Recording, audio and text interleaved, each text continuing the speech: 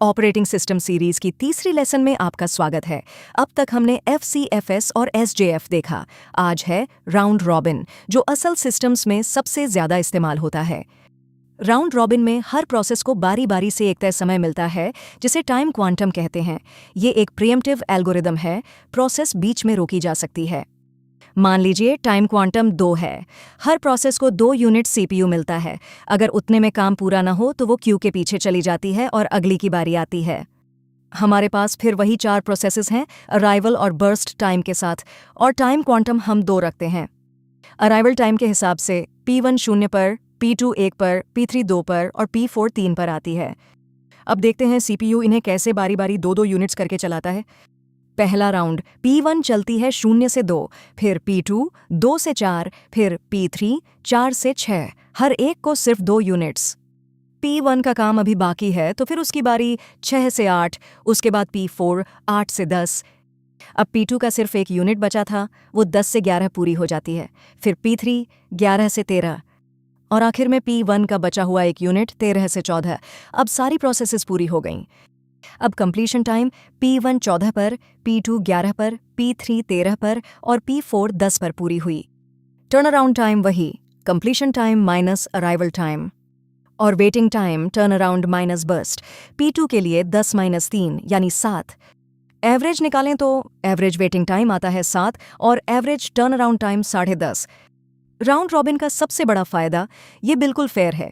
कोई process starve नहीं होती और रिस्पॉन्स टाइम बहुत अच्छा रहता है, पर कीमत यह है कि बार बार स्विचिंग से ओवरहेड बढ़ता है। यहाँ टाइम क्वांटम का साइज बहुत मायने रखता है। बहुत छोटा रखें तो स्विचिंग का ओवरहेड बढ़ जाता है, और बहुत बड़ा रखें तो ये FCFS जैसा ही बन जाता है। अब इसे C++ में कोड करते हैं। मैं आपको एक एक हिस्सा लाइन दर लाइन समझाऊंगी।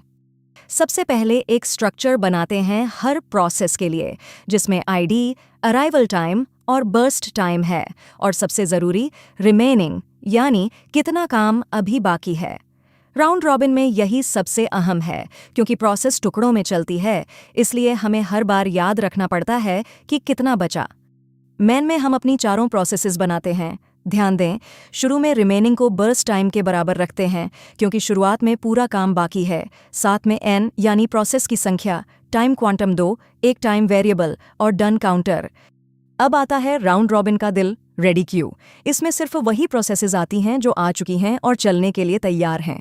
ये पुश्ड अरे रखता है ताकि कोई प्रोसेस गलती से 2 बार क्यू में न जुड़ जाए। शुरू में P1 समय 0 पर आ चुकी है, तो उसे क्यू में डाल देते हैं। अब मेन लूप, ये तब तक चलता रहेगा जब तक डन यानी पूरी हुई प्रोसेसेस की संख्या n के बराबर न हो जाए, यानी जब तक सारी प्रोसेसेस खत्म न हों। हर चक्कर में क्यू के सबसे आगे वाली प्रोसेस को फ्रंट से लेते हैं और फिर पॉप करके निकाल देते हैं। यही वो प्रोसेस है जिसे अब CPU मिलेगा। अब तय करते हैं इसे कितना चलाना है। रन बराबर होता है टाइम क्वांटम और रिमेनिंग में से जो छोटा हो। क्यों? क्योंकि अगर काम क्वांटम से कम बचा है तो सिर्फ उतना ही चलेगा। फिर टाइम में रन जोड़ते हैं और प्रोसेस का रिमेनिंग उतना घटा देते हैं। इस क्वांटम के दौरान जो नई प्रोसेसेस आ गईं, उन्हें क्यू में जोड़ते हैं। पहले AAO, पहले लाइन में लगो। पुश्ड अरे ध्यान रखता है कि हर प्रोसेस सिर्फ एक बार जुड़े। और अब राउंड रॉबिन की असली लाइन, अगर इस प्रोसेस का काम अभी बाकी है, रिमेनिंग 0 से बड़ा है, तो उसे वापस क्यू के पीछे भेज देते हैं। अपनी बारी खत्म, अब लाइन के आखिर में लगो। यही राउंड रॉबिन है। लेकिन अगर काम पूरा हो गया तो हम उसका कंप्लीशन टाइम यहीं सेट करते हैं, टर्न अराउंड और वेटिंग टाइम निकालते हैं और डन को 1 बढ़ा देते हैं। एक बार दिमाग में चला के देखिए, P1 2 यूनिट्स चलती है, रिमेनिंग 3 बचा, वापस क्यू में। फिर P2 की बारी, फिर P3। इसी तरह हर प्रोसेस बारी बारी आगे बढ़ती रहती है जब तक सब खत्म ना हो जाएं। आखिर में पूरा टेबल और एवरेज प्रिंट कर देते हैं। कोड चलाने पर हमें पूरा गांठ और वही जवाब मिलते हैं, एवरेज वेटिंग टाइम 7।